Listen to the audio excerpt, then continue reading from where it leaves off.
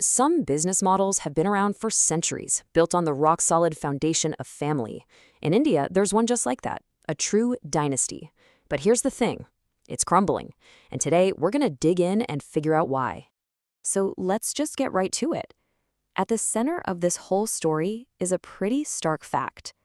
The joint Hindu family business. This has been a cornerstone of Indian commerce forever. Well, it's just vanishing. And that's the big question, right? Why? What is actually causing this massive decline?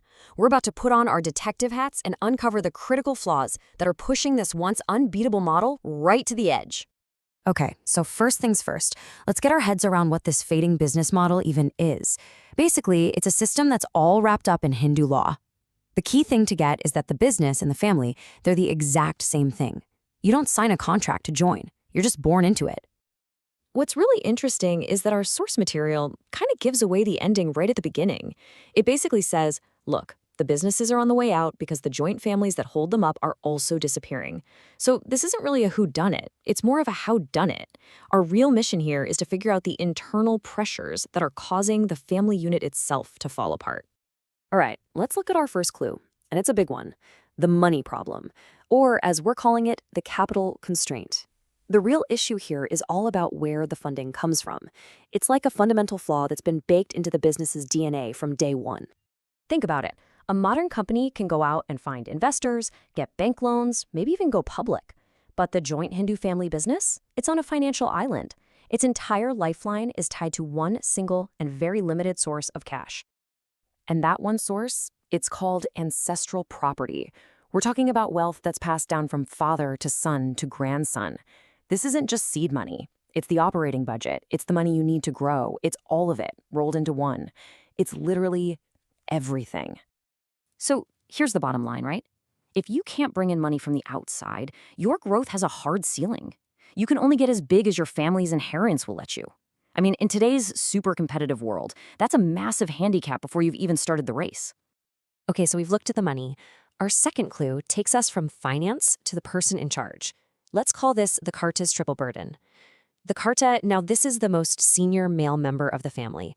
And as you're about to see, this person holds all the power and all the pressure too.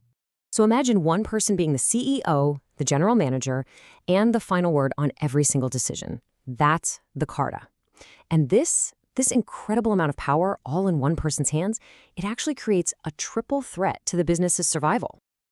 Okay, threat number one, this crushing weight of unlimited liability. What does that mean? It means if the business goes under, it's not just the company's money that's gone. Oh no, the Karta's personal property, their house, their savings, everything can be taken to pay off business debts. The risk isn't just high, it's total. All right, burden number two is the Karta's total control. Now, you might think, hey, one person in charge sounds efficient. But it can be a complete recipe for disaster. Why? Because if other family members don't agree with the Karta's calls, you don't just get some tension at the office. You risk breaking the entire family apart. And remember, the family is the business. And the third burden is just, being human. Let's be real, nobody is an expert in everything, right? Finance, marketing, operations, HR. But the Karta is expected to be a genius in all of it. So what happens? One blind spot, just one bad call, and the whole company can pay the price. Just take a look at how this stacks up against a modern corporation. It really paints a clear picture, doesn't it? On one side, you've got a system where all the risk and all the power is on one person's shoulders. And on the other, you have a system designed to spread that risk out and bring in tons of different experts. It's pretty obvious. One of these was built for a world that doesn't really exist anymore, and the other was built for today. So let's recap our clues. We've got limited money and a leader who's under an insane amount of pressure. It's time for the verdict. Let's put it all together and see exactly why this ancient business model is dying out. It really is like a chain reaction, a tragic domino effect.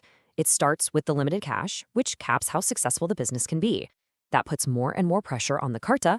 The Karta, now under all this stress, makes decisions that maybe cause some conflict, and that conflict, it tears the family apart.